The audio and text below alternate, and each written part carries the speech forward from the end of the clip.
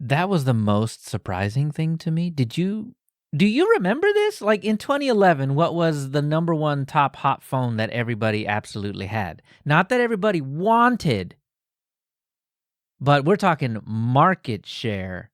2011. It seems Yeah, too it's got to be recent. the Nokia. Everybody had Nokia. Okay, you somehow live in reality. I do not. I thought the Nokia thing was done by like 2005, 8, maybe at the latest.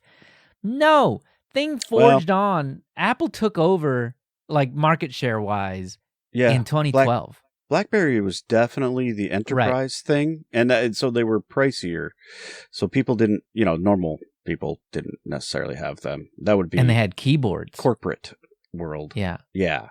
I remember. Yeah. My boss And had eventually, one. eventually they got affordable, and everybody got one. But I don't remember when that was exactly.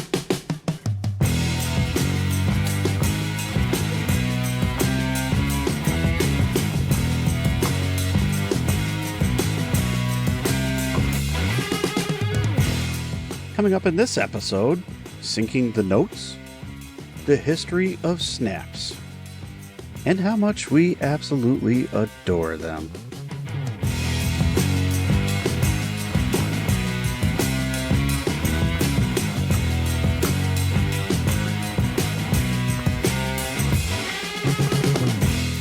Hello and welcome to Linux User Space. I'm Dan. And I'm Leo.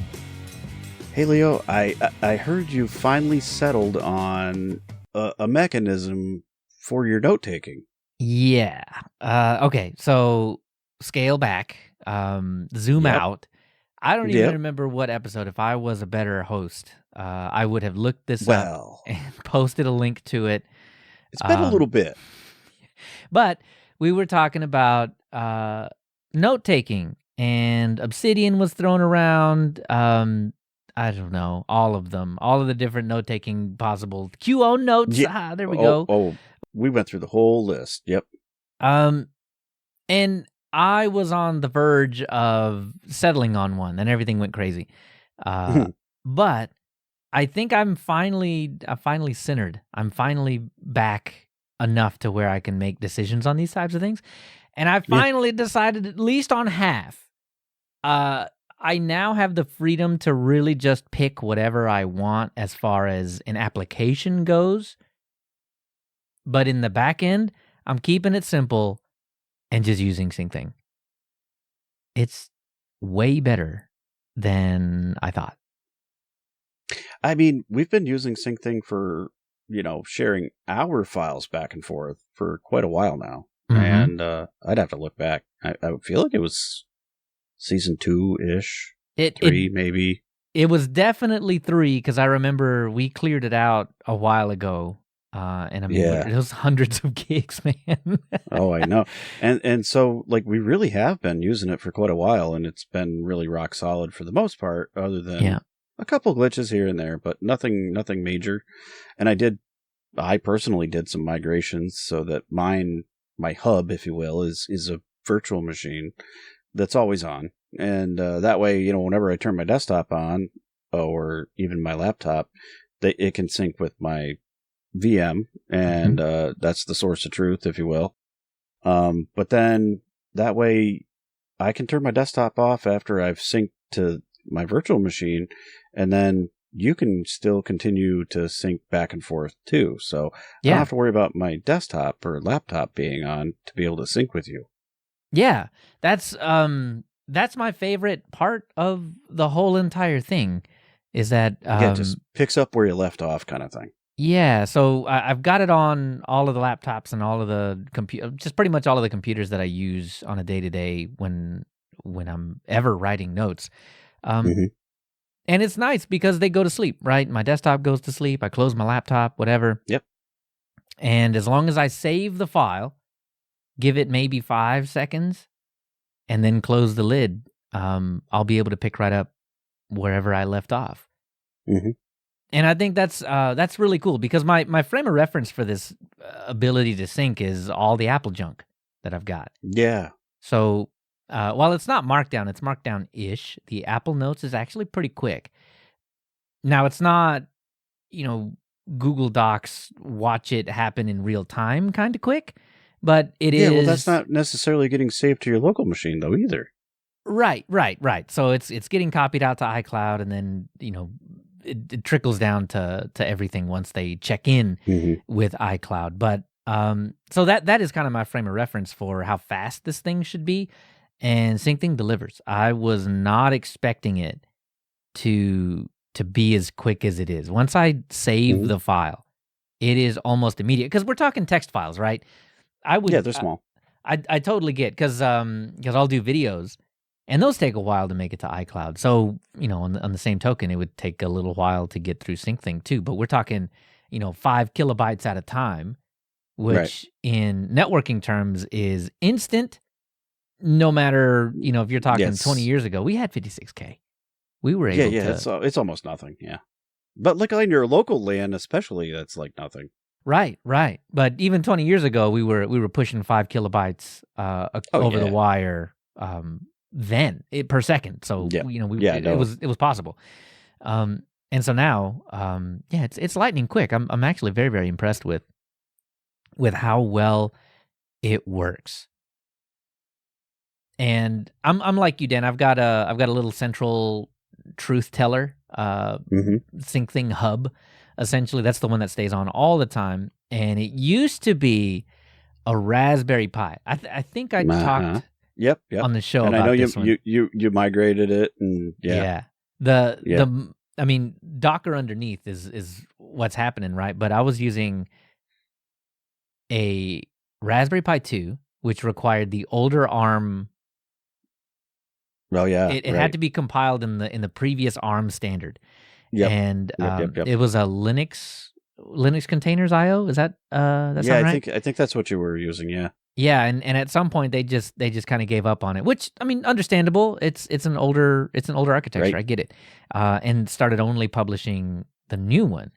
Right. And I had this B-Link box, which is a 32-bit system, not ARM system. And I was like, well, what if we just try it over there? And this was really the first time that I had tried to do the Docker migration, like from an actual different machine, instead of just upgrading and then, also upgrading Docker alongside and all that stuff. This was a full hardware and architecture move.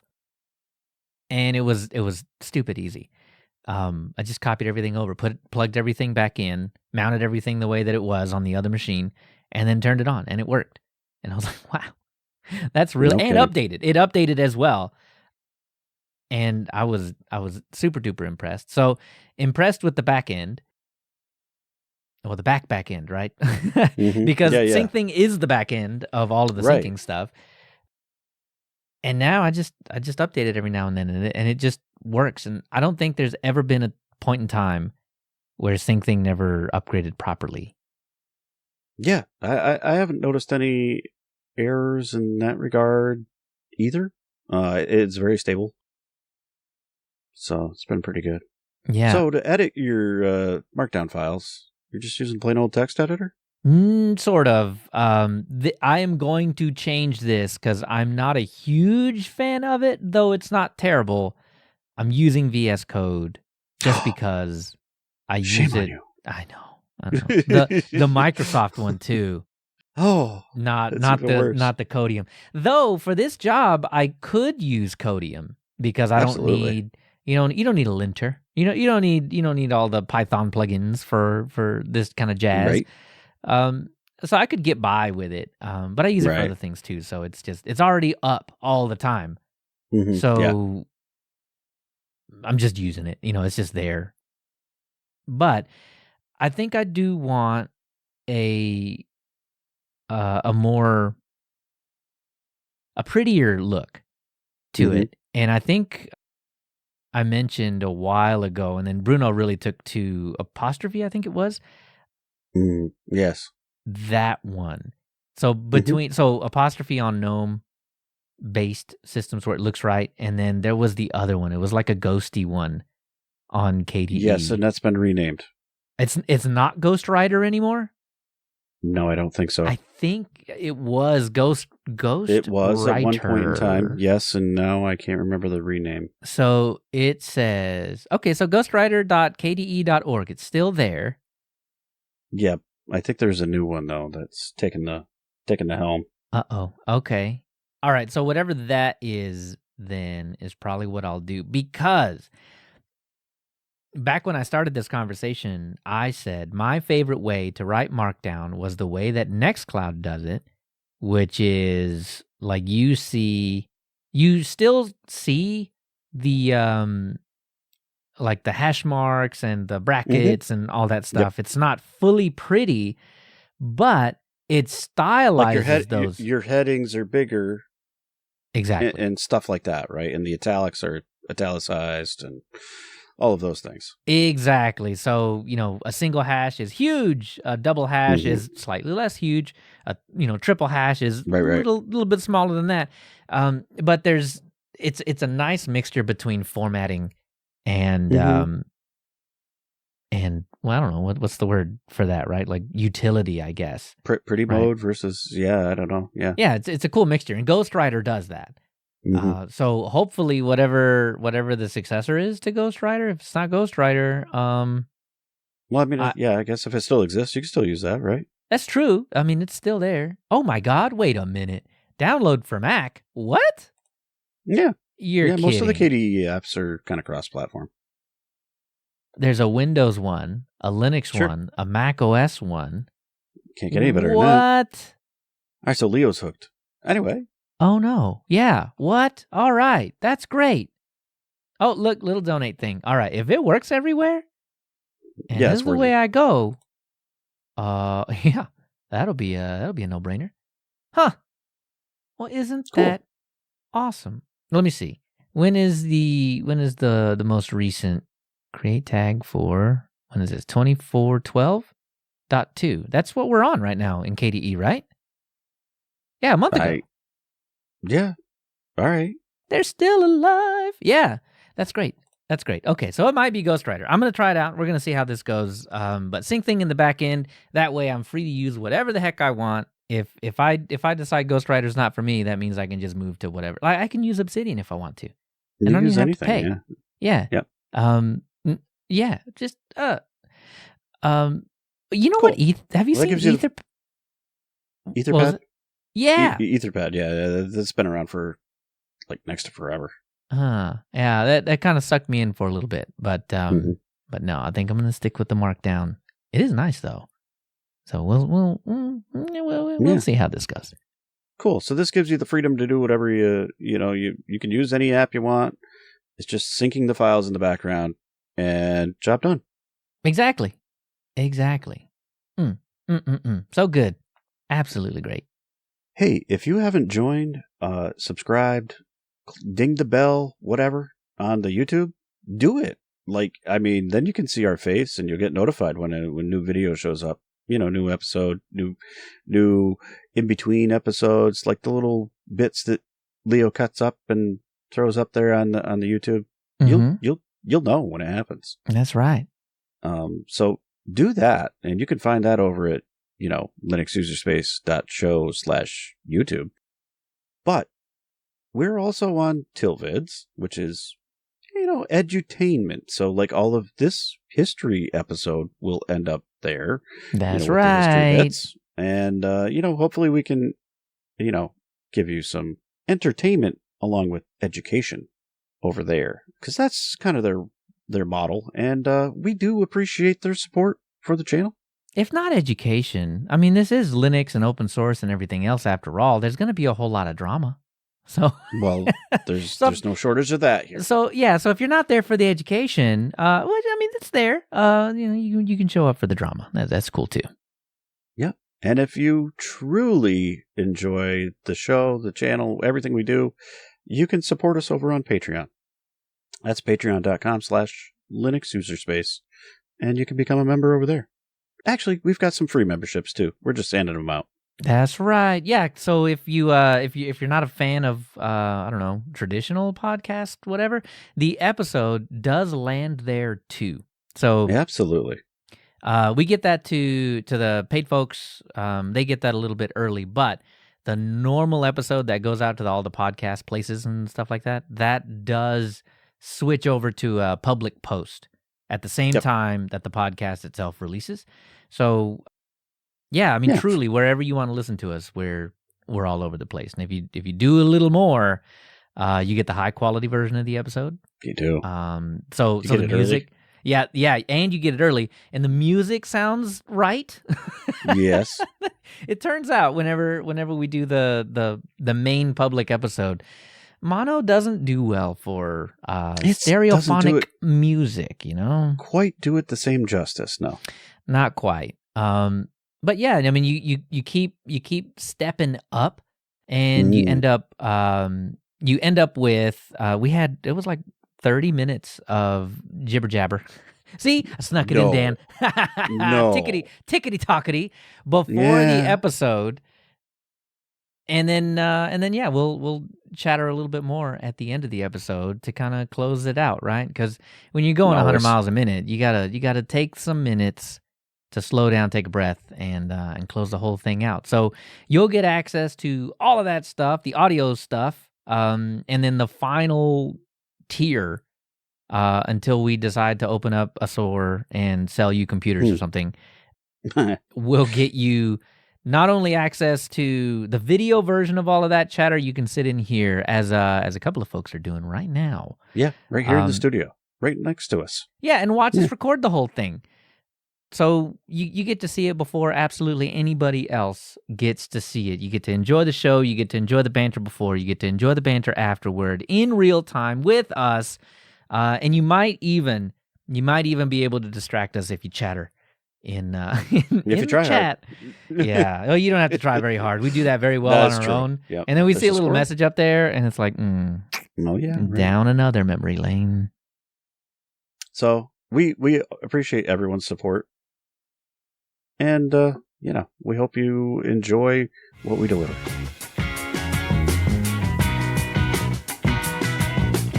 Way back in 2011, Gandalf was reprising his role in The Hobbit.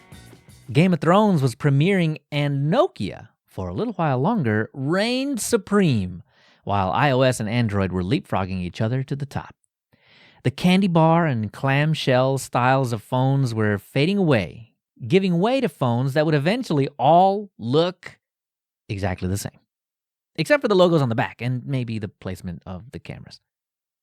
One idea, as technology kept advancing on both the desktop and tablets, was convergence. This idea that the experience between tech devices should be seamless.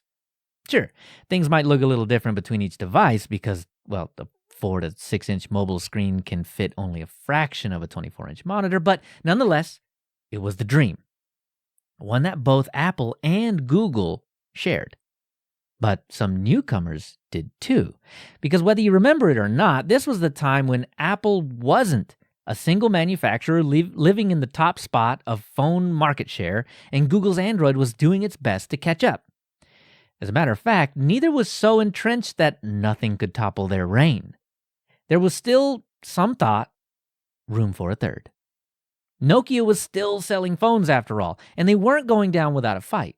They partnered with Microsoft to create the Lumia line of phones with Windows Mobile. Short-lived as it was quite impressive, and matched the look and feel of Windows 8 and Windows 10 well. An admirable attempt at convergence. iOS and Android were still behind, since convergence was an afterthought for them, having started 5 years earlier. But one more player in the market made the convergence promise too. It was Mark Shuttleworth on behalf of Canonical and Ubuntu. And by now, 14 years later, that should have been a reality. But if we look around, Apple may be closer to that ideal than anyone else on the market. Sure, you have to buy all the way into the ecosystem, but if Mark had it his way, Ubuntu Touch, the catalyst for his vision of convergence, would have likely been very similar, with maybe a little more interoperability baked right in. It was Linux, after all. Ubuntu One, the cloud storage solution, Ubuntu's Unity desktop, released earlier in the year, as well as partnerships with Dell, Lenovo, and others, made this the right time to try and solve the problem. While the phones and tablets and Ubuntu Touch didn't survive under the umbrella of Canonical, as they were eventually killed off in favor of focus on the cloud, they carry on independently in the form of UbiPorts. During the development of Ubuntu Touch, though, containerization flourished in the form of applications, much like the goal of iOS and Android. Apps would be confined to their own little playground and only allowed outside when explicit permission was granted. Of course, this wasn't a fully baked solution yet. It took many more years for this idea to be more or less realized.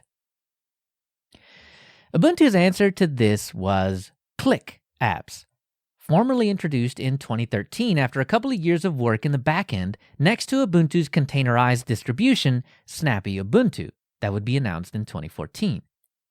Two opposing ends of a single spectrum. The distilled-down user device that never breaks, and a solution that would work alongside and even rival, in conjunction with LXD, the seemingly unshakable server containerization software Docker, which ironically was used on Ubuntu at around a 6-to-1 ratio compared to every other OS in the cloud. The updates, Mark noted, was ultimately the same technology between Click and Snappy apps. When we set out to build the Ubuntu phone, we took on the challenge of raising the bar for reliability and security in the mobile market.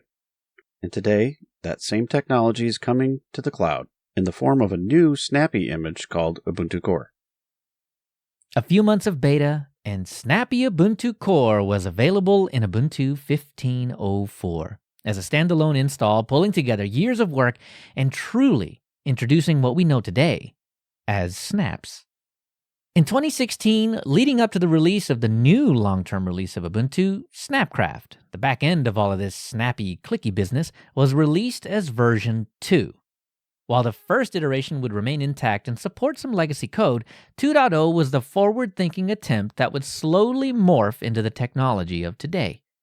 Sergio Shvezov said of the release, 2.0 marks a new beginning for Snapcraft, targeting only Xenial Xeris 1604, aligned with all the changes 1604 is bringing to the table. And with that, snaps were now available to everyone out of the box after the painstaking effort of testing and fixing during the previous release cycle. And leading into the next year, talks of a personal edition of the Snappy Ubuntu Core were brewing, a fully snapified version of Ubuntu that didn't even come with apt. With momentum seemingly building, even giants like Mozilla chimed in with their support. The idea that they would be able to package their own software and send it directly to their own users was an enticing one, and a big departure from the traditional song and dance with the middlemen that were distribution packagers. During all the fervor and excitement that was this new packaging method, the cutting out of that middleman struck a chord with some of the more traditionalist Linux users and developers. Is Ubuntu abandoning debs? I mean, they already had a version of Ubuntu that dropped apt altogether, right? Is this the future Canonical wants? As always, focusing on the messaging of the future leaves a lot to be desired when users already like the way things are going.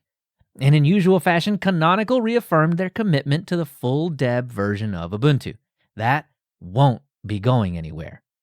Ollie Rees wrote, In Ubuntu 16.04 LTS, we will make it possible to install snap packages alongside traditional deb packages. These two packaging formats live quite comfortably next to one another and enable us to maintain our existing processes for development and updates to the OS.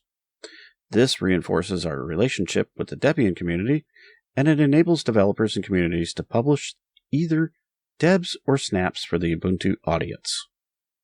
The internet loves cynicism, and this reassurance only assuaged some of the naysayers, especially as Snap was expanding its compatibility to the likes of Arch and Fedora.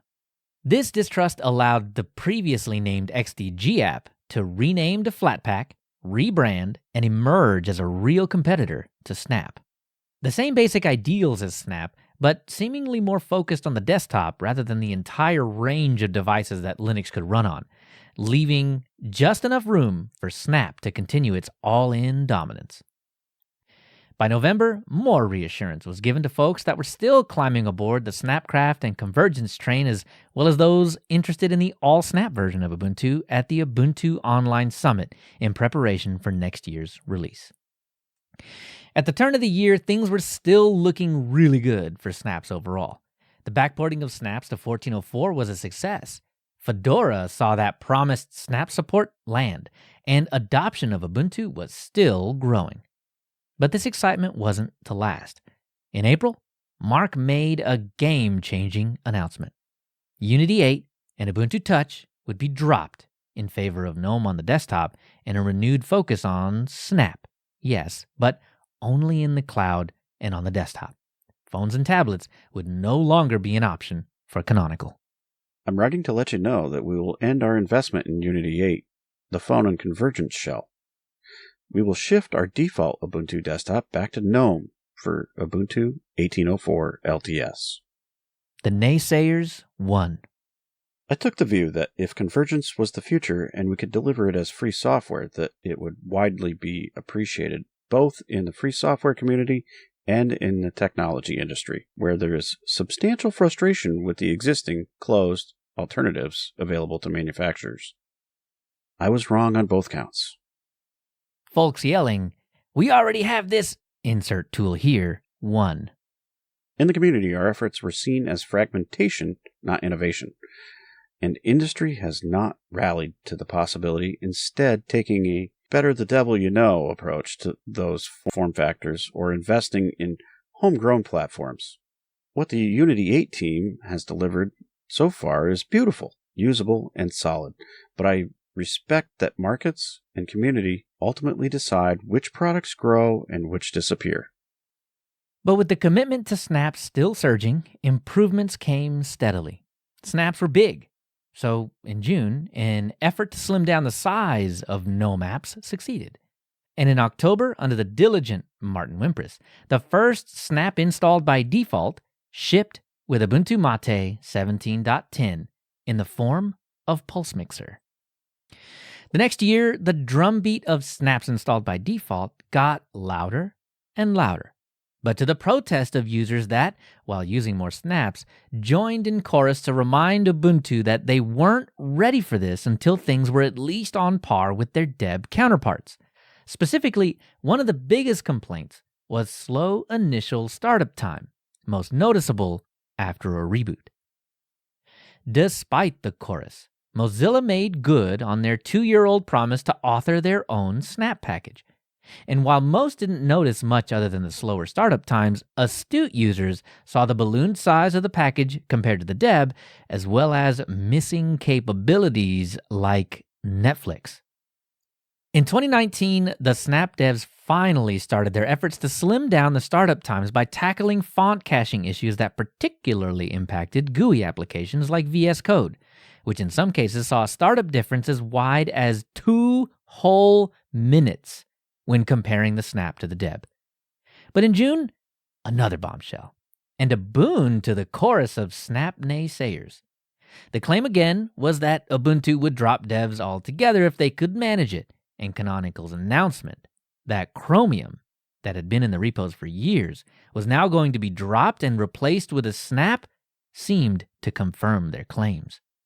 The initial announcement wording didn't really help matters either.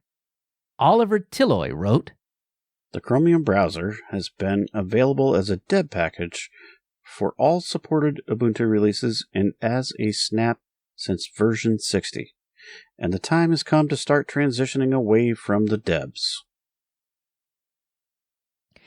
Not even installing using apt in the command line would save you. It would just redirect you to the Snap. The end, some claimed, was near.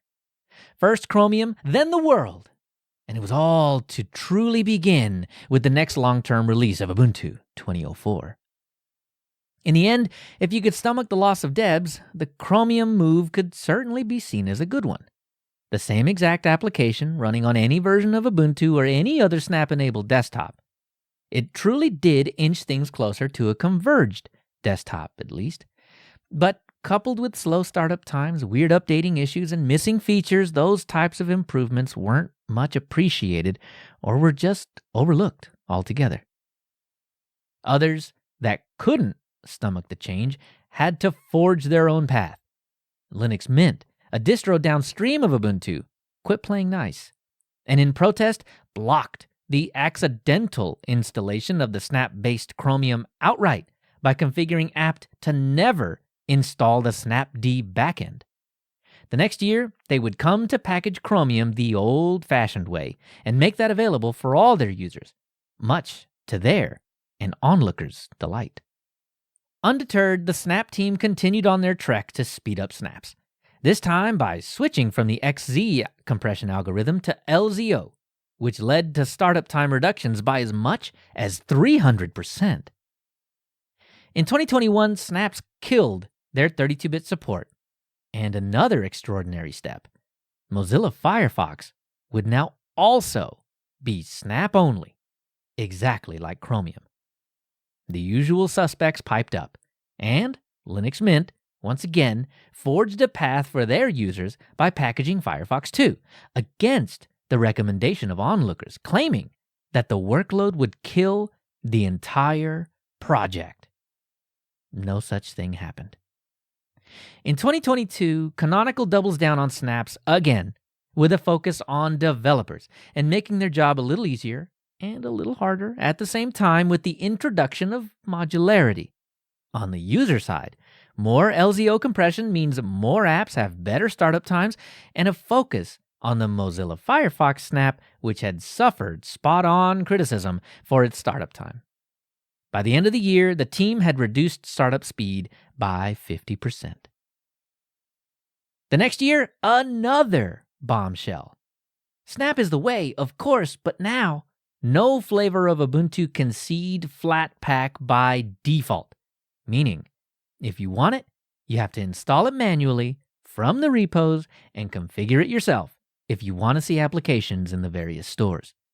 And if you were waiting on that all-snap version of Ubuntu that never quite landed, take heart.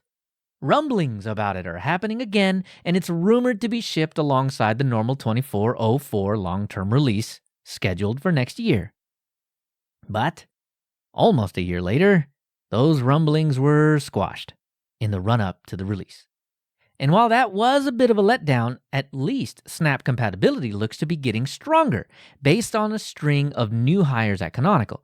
So expect more and more distributions to be compatible with Snap, whether they like it or not. On the Snap-only version of Ubuntu, that's still in the works, and KDE looks to be the desktop that'll be used. And looking forward, more and more drivers, applications, and games are working in Snap these days. And that trend seems to be continuing in spite of a few missteps, a few exploits, and maybe a few more flaws over the past few years. This part of the landscape is fun to watch, and I'm excited to see where it'll go. You can catch all the great topics as they unfold on our Lemmy, our subreddit, or our news channel in Discord. So you can catch those. The links will be in the show notes. Basically, linuxuserspace.show/thething. So Lemmy, Discord, Reddit. I mean, it's all there. And put in weird stuff. It might actually take you somewhere. If nothing else, it'll take you to our website. I mean, that's only for fans. But it'll get years you ago, someplace. Dan. Years ago at this point. But, do check out the links and, come interact with us. Give us some comments. We got Telegram, Mastodon, all the social media stuff, Matrix, Twitch, Twitter, whatever. We've got them all. If you're using one of those services /apps soul-sucking things, they are. Just go find us. Type in Linux user space. Usually all one word, probably, and we're gonna be there. And you can jump in there and rail on snaps and let us know about that, or just tell us that you love them. I mean, whatever your choice is. So yeah, you stick around long enough, we're gonna talk a lot about snaps, and you're gonna hear what I really think of them. Well, that's coming up next, so stay tuned. For sure. And I want to hear what you think of snaps as well. So yeah. You let me know. We want to know what you think. Yeah, absolutely.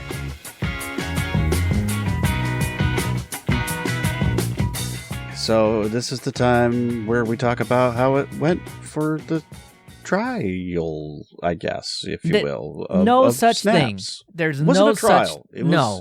It was a thing. We did it because not only have we been on this Snap thing, we've been promising the Snap history for a while. Oh yeah, way too long. Yeah. So if you're on the YouTube, I posted that a couple of days ago. So check that out. If you're listening to this in one go on the podcast, that was a few minutes ago. So, listen to it more than once, I guess. But yeah, we haven't been using snaps since we said we were going to be using snaps.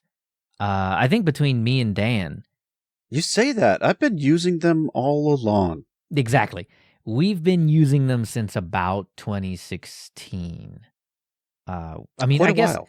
Technically, Dan, were you Ubuntuing in for the 15.10 release, or was that before your time? Nope. I had installed not actual Ubuntu at that point though.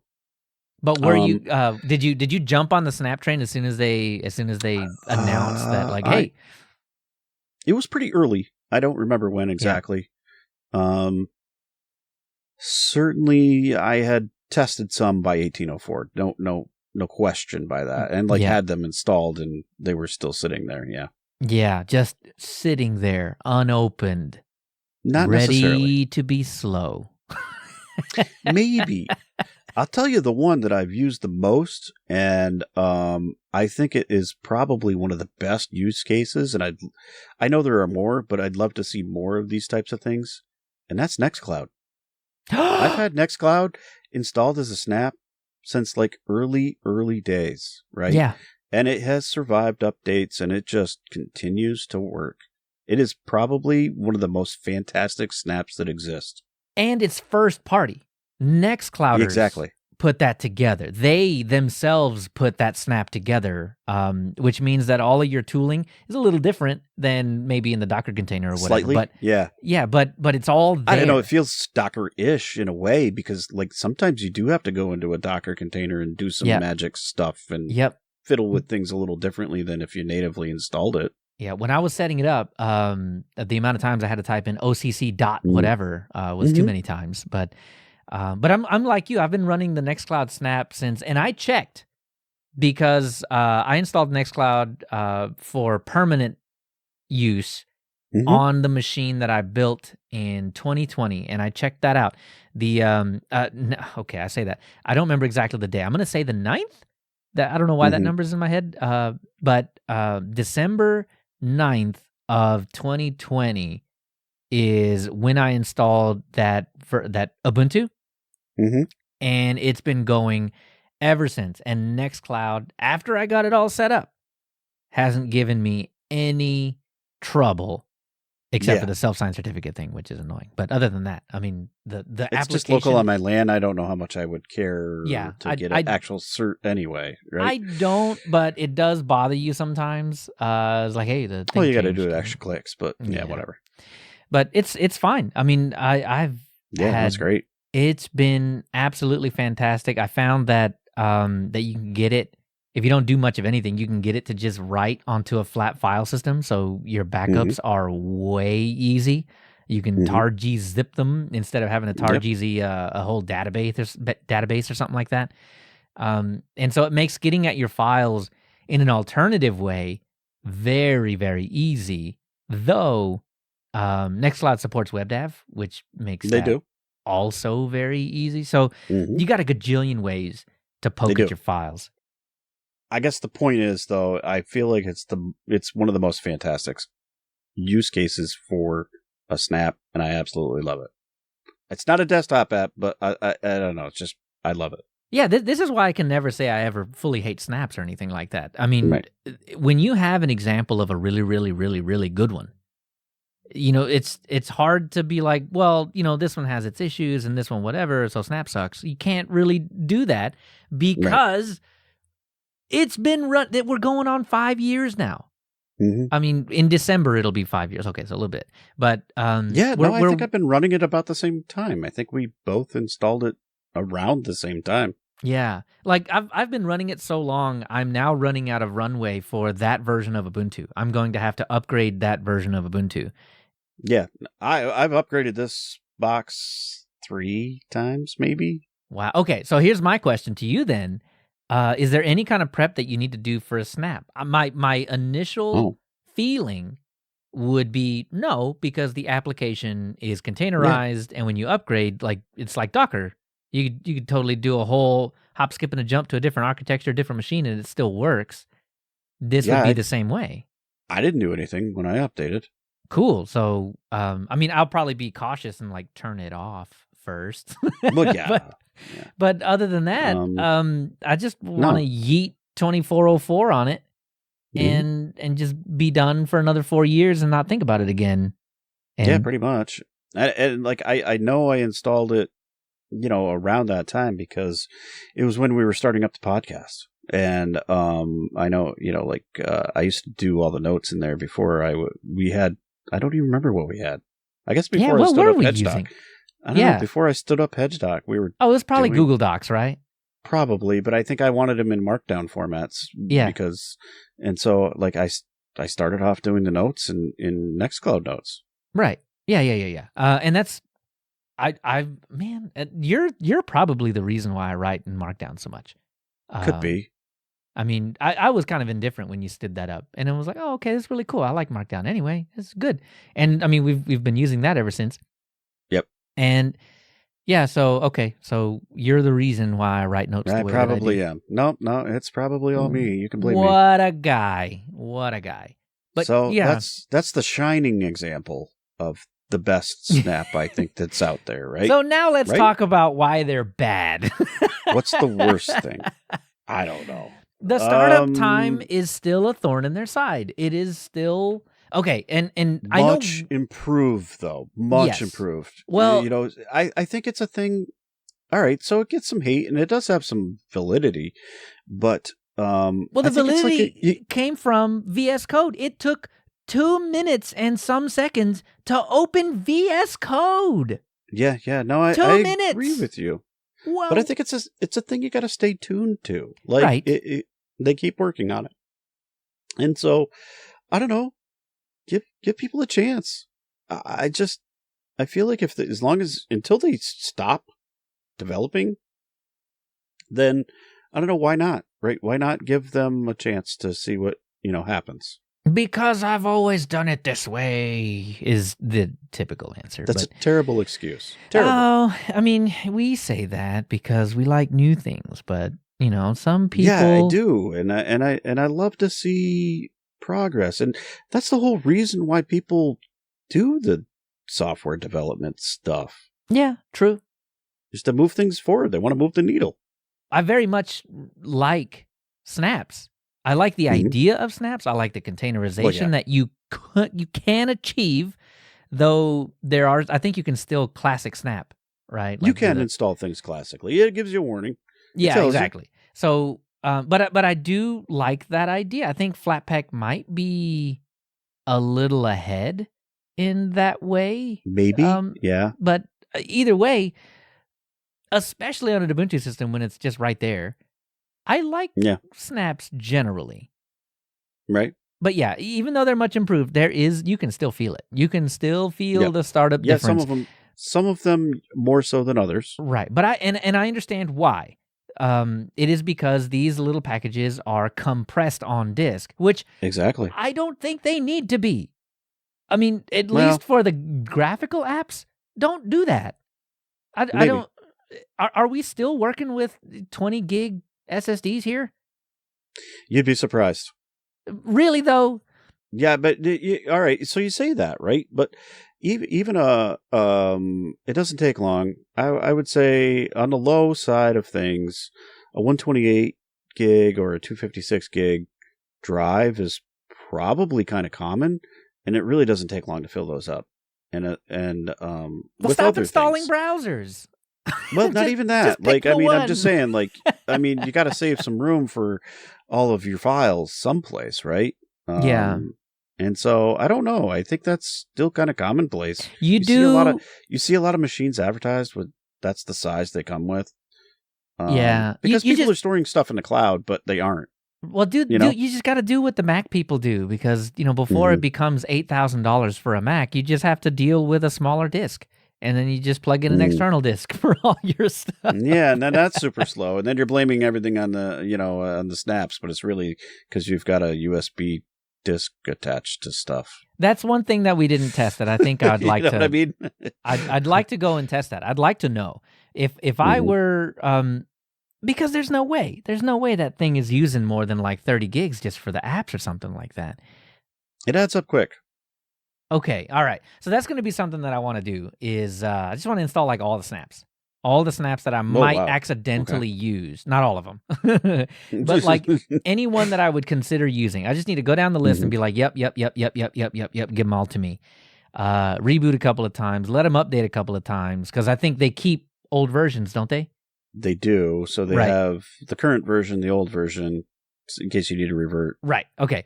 And whatnot. Yeah. So kind of hang on to that. And I just want to see just how, I hate using this word, bloated Ubuntu becomes after a few weeks. Okay. So I can't immediately, maybe I'll just do that in a VM because you can do that in a VM. Yeah. Enough to tell. Right. Right. Just because that's all I'm looking at. I'm not worried about performance or anything like that. I truly want to know how chunky your installation gets when you install all the things and then just let them go for a while.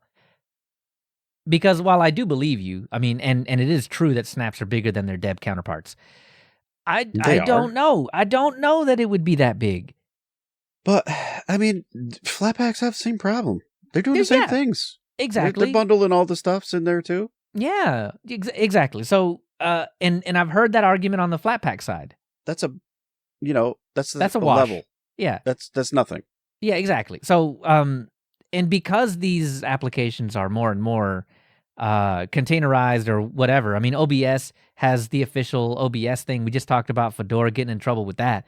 Then Firefox and Chromium are Snap first on the Ubuntu side, and more you're seeing Bottles is another one that are Flatpak only. You're seeing these applications take what these platforms were initially made for and actually running with that. Like, they want, for better or for worse, like I know that packaging things up, especially when you're coming from a distro like Slackware, but oh my God. The packagers handle that. That's a packager job. We're slowly moving away from that. I mean, more and more, you're looking at these applications being containerized, or containerized, right? Like that is the word. Yeah, but I mean, a lot of it is because people want, up to date. They want their apps to update. Exactly. Even if their OS does not. And right. So packagers are really focused on the whole OS plus, the apps too, and getting those rolled out. And so, all that stuff has to interact with each other and whatnot. It's not focused on the application. So if you want to get the application in front of everybody and you have that up to date, I mean, it's just a couple of steps for said developer potentially, or, larger group of people. Right. Package those up as a snap and then keep it up to date, Exactly. As it comes out. Exactly. They can work in concert as opposed to one waiting on the other. And exactly. A lot of times the other is going to say, nope, that window closed. We're not updating that. You're going to have to wait until the next version, so because you have freezes and stuff. Yeah. Exactly. So I mean, I think this is great, and it's not going to ever remove the need for package maintainers unless the Ubuntu Core desktop thing really actually takes off, and I don't see why that wouldn't be not a good thing. Just I don't see why it would fail. Well, it does. It handles things differently, and so you think, some things you can't necessarily do in a snap. So it doesn't work like the application snaps necessarily for all the components. Mm-hmm. For example, like the kernel.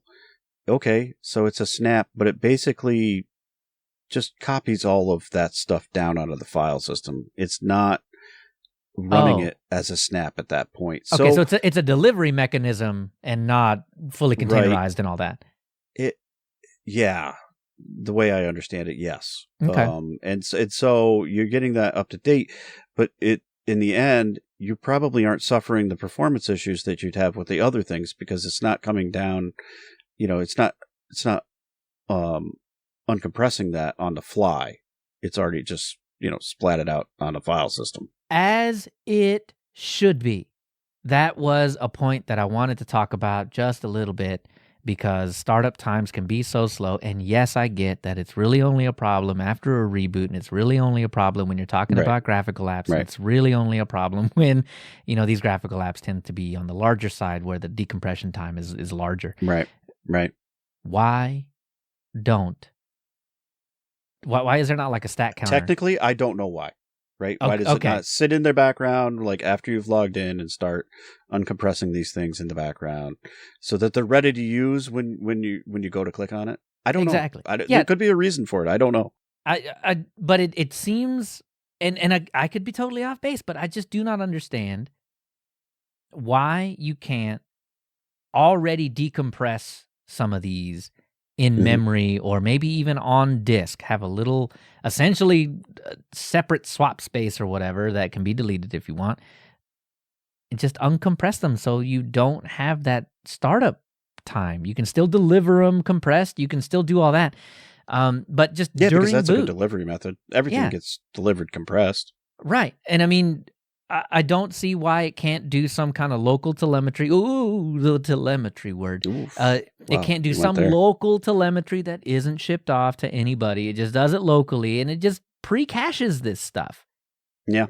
It takes into account how much memory you got. If you got enough, pre-cache. If you don't, don't. And just have it available to when you click the application. There isn't this big worry that it's going to take a while. And it takes less time now than it ever has in the past. Absolutely. But still there. And I don't really notice it anymore for most of the things that I use. So, I'll say Firefox is probably the one that I've used the most over the last few years. I've been impressed. I really don't notice it anymore. Yeah. I just don't, because not on Firefox. Nope. And so I think it's achievable even on the fly. Yeah. I'll say as long as they can get things to work that good, I'm good with it. Yeah. I mean, when you're talking about like, well, the deb takes 8 seconds and the snap takes 9.5 seconds, like, I don't care at that point. Do you notice? It You're is really not noticing. No. But it's not get up and make a cup of tea kind of wait like the original VS Code situation was. So I am pretty impressed with where snaps are today. I mean, most of the applications I'm looking for are there. They do start up much faster than they used to. Not quite on the deb side, but maybe not. But but they're really good. Yeah, I was just gonna say the other thing that we've touted a lot is like security isn't necessarily convenient. So you have to have a trade-off there somewhere, right? And so if we want to increase our security posture, we've got to live with some inconvenience. And if it's slightly slower and we're actually doing some confinement there, I don't know. I think that's not a terrible trade-off. Yeah. Can you get the confinement while still pre-caching it, though? I think you could. I mean, probably. But again, I'm probably dumb for suggesting it. There's probably a really good reason. Yeah, I don't know. That this isn't... And maybe it's coming and we just don't know about it. Yeah. I mean, like, I've got a system with 32 gigs of memory on it, man. Just throw it all into RAM. I get it if you only got 4 gigs or something like that, right? Yeah, I was going to say, that's probably not typical of most machines. Yeah. But sure. Just pre-cache Firefox, because it's not like you're not going to open it. Whatever your browser choice is, right? That's what the local only telemetry is for, whatever browser you launch. Just pre-cache that, and you won't have to wait. But yeah, I'd like to hear if I'm really off base with that. But it has just always been something at the back of my mind. Why don't you just do that? We have cache. It's a thing. Like, utilize it. But anyway, all this is coming from the reason why I'm so adamant about this is back in about 2018, Ubuntu did this thing where they were trialing some applications as a snap, and they chose the calculator. Now, mind you, I know. This is 2018. Remember when this was?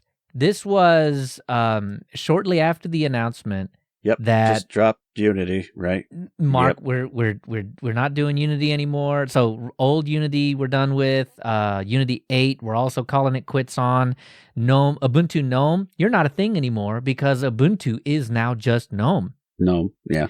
And so they're taking away the Unity lenses from me where, like it was KRunner or the Mac one or the Finder, whatever it is. Spotlight. Is that Spotlight? Spotlight, yeah, Spotlight. Yeah. And Windows doesn't even have one. Theirs sucks. Yeah, they do. I mean, God, it's terrible. Come on. Yeah, they do. But, like you're able to do these things in there, like basic calculation. Right. I never opened up the calculator when Unity was around because I could just type in my thing in the lens. I just hit the start menu or start button, whatever it was start back then. Now it's cool cogs and things or a penguin. But back then it was the Windows key. So when I hit the Windows key, I would type in 2 times 8 divided by 4 multiplied by 3 times whatever to the 8th power, whatever. And it would just spit it out for me. And I'd be like, great. But they took away the lens. And so I'm sitting here like, okay, well then how do I do calculations? Well, obviously I use the calculator. Well, 2 minutes later you can have it. Exactly. When I have to wait, I want to say, being fair, it was like 18 seconds or something. It was not quite 30 seconds or anything, but it was an abysmal wait. I guess. This is the first time I was like, why in the world do they not just cache this? Well, I mean, I guess it's like I said earlier before the show. Some of it is like importance. Like, is it an app you're dependent upon? No, it's an app you want to use, but I mean, it's not one that you're dependent upon for your system to work. The other thing is, it's probably not one that everybody uses. Like most people do, calculations on their phone or whatever. They don't really gravitate to the desktop to do their. Unless you're an accountant, you're probably not doing that. Yeah. Right? I don't even have a 10 key, but I still use it, Yeah, no, I get you. But like I'm saying, want to test something? You want to test it on something that's a little less important than, some of the other stuff. So it's, I feel like it was probably not a terrible place to start. Yeah, well, not for me. Maybe for everybody else. Leo's burned by it still, I can tell. Yeah. Oh, I'm still bitter about it. I am still bitter about it. I don't think 20. I'm fine with it. Like I don't know. I'm 1804. You can still use 1804. Thankfully, that snap was updated independently and fixed. But man, did they revert that in the next version of Ubuntu? It was that bad. Yeah, it was an experiment, and sometimes experiments fail. Yeah. But I mean, for all of that, I am still actually looking forward to the Ubuntu Core desktop thing, where everything is a snap, and for all of its flaws and all of its weirdness or whatever, I think it's going to be really, really cool. Yeah. Because I think it's going to translate into kind of the same vein of desktops that we're getting with all of the. None of these words actually describe them all. The immutables, the atomics, the containerized, the composables, right? Like this is going to sit up there in that grouping and just be another option. If I had one, they've promised it 3 times. 3 separate times they've promised me this type of desktop. They've thrown some proof of concepts out there, but really, I mean, it takes a lot of work to make one of these things actually ready to go. And so, they've been doing some other stuff in the background. I get it. They're doing other, fine. But, you promised me something. Mm-hmm. I'm going to hold you to it, man. You said snaps were good. Calculator wasn't good. I held you to it. I'm still talking about it. It's been how many years? 7 years. It's been 7 years, Dan. I'm still bitter about it. Yeah, you and the rest of the internet, though. I think that's the thing, is like nobody's willing to revisit any of this stuff and see if it actually has changed. I know you are. I'm just the calculator does indeed, if you snap it. It works now. It's faster now because the LZO and everything else switched. They've done good work. And I am ready to admit that the experience in 2018 is not the experience today. And, Ubuntu is better for it. But I'm glad you recognize that because the rest of the internet does not. Things are just so stagnant in time. Like it is always there. It was bad once. It'll be bad forever now. Yeah. You know what I mean? It is such a shame that there are so many folks out there that don't, and there are plenty that do, but there are definitely the folks that have one bad experience and write the whole thing off for the rest of their entire life, and it will never change. It will never change. Yeah, and these are tinkerers. These are tinkerers that are making these. I mean, you had that one bad experience, and then you just assume for the rest of its life that it's bad. And these are tinkerers, right? I'm not talking about regular people that try Linux, go ew, and then leave. Sure, but it always strikes me as so odd that tinkerers wouldn't give it another shot. Most do though. And a fair shot. And a fair shot though too. Right. Yeah. Right. I created a VM and a VM and a VM and a VM, and then I ran a snap, and it was kind of slow. I don't like it. Yeah. No. Really? Huh? How about that? Hang on. You wait. I mean, yeah, you were waiting to fail on that one. Yeah. So yeah, man. My experience on Ubuntu has been much better than my preconception after getting a few bad tastes in my mouth, right? So is it the same Ubuntu from 2 years ago, 4 years ago, 6 years ago? Absolutely not. I think they've made a whole lot of progress. I think they're still making a whole lot of progress, and I think snaps are still moving forward. And overall, they're great. They're absolutely great. I tend to agree. All right. Well, anyway, you can catch all the links at linuxuserspace.show. And if you want to contact us, you can send us an email. contact@linuxuserspace.show, or you can go onto the linuxuserspace.show webpage, and there's a contact button, and that will, let you send us a message, and you can do it somewhat anonymously. So click on that button, and that way you don't even have to fire up your Thunderbird to send us an email. You can just do it straight from the website.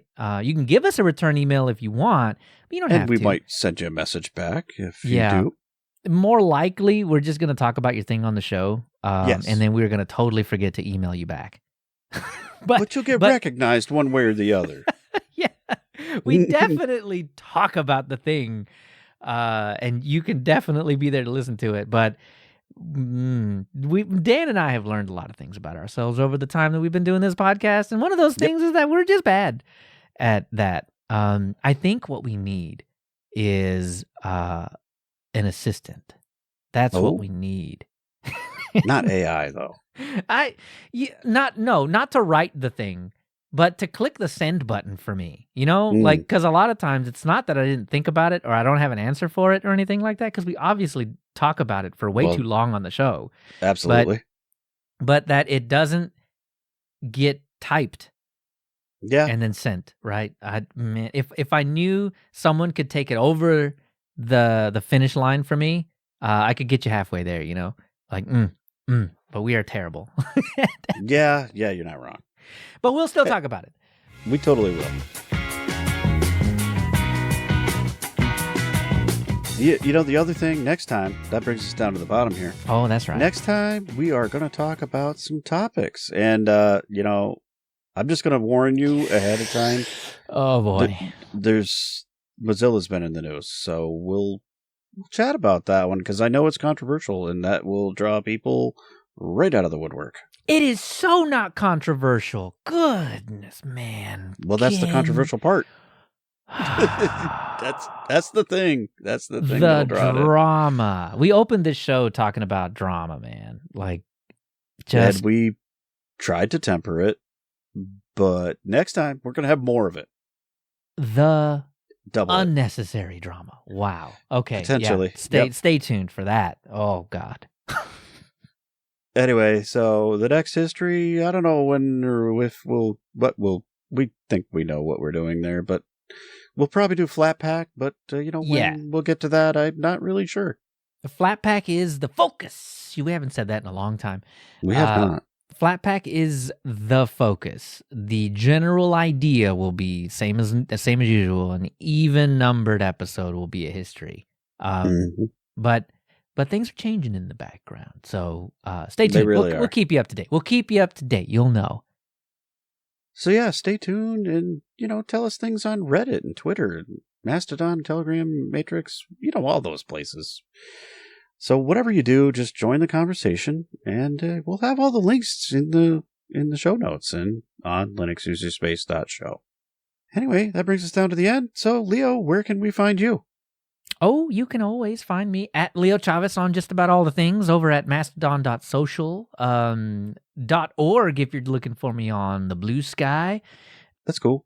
I am at KC2BZ at mastodon.social, or you can catch me, I'm still Monetary Abyss at Blue Sky. I'm sorry. I'm never going to let you forget it until you do it. I'm going to get there. I will, I promise. Anyway, I'm not there yet. Yeah, maybe you never will. I don't know. Well, but that's how the ending of these episodes is going to end every single time until Dan does it. Is oh my God, you haven't done it yet? Harassment. Yep. Yeah. But you can catch the show at Linux User Space in just about all the places. So do that. Anyway, come back in a couple of weeks for more Linux User Space. See you soon.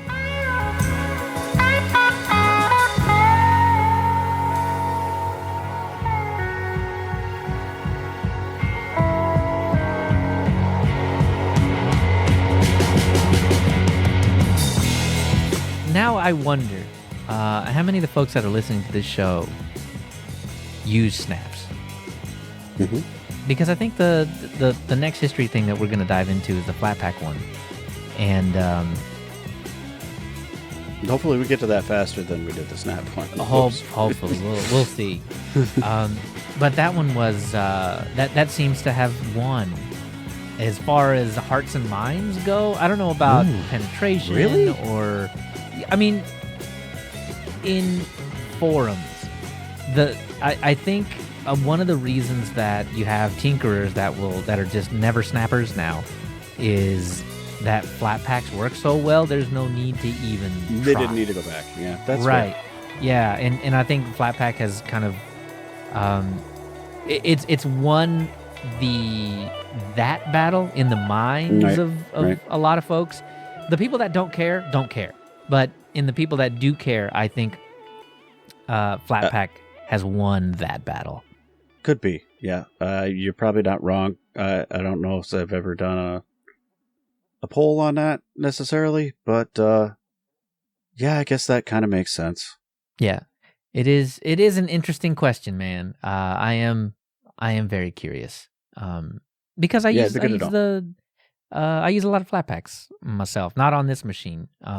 And unless it's just not available in a Flatpak, I don't go out of my way to enable snaps or anything like that. So anyway, yeah, let us know. You use snaps? You use Flatpaks? Are you neither?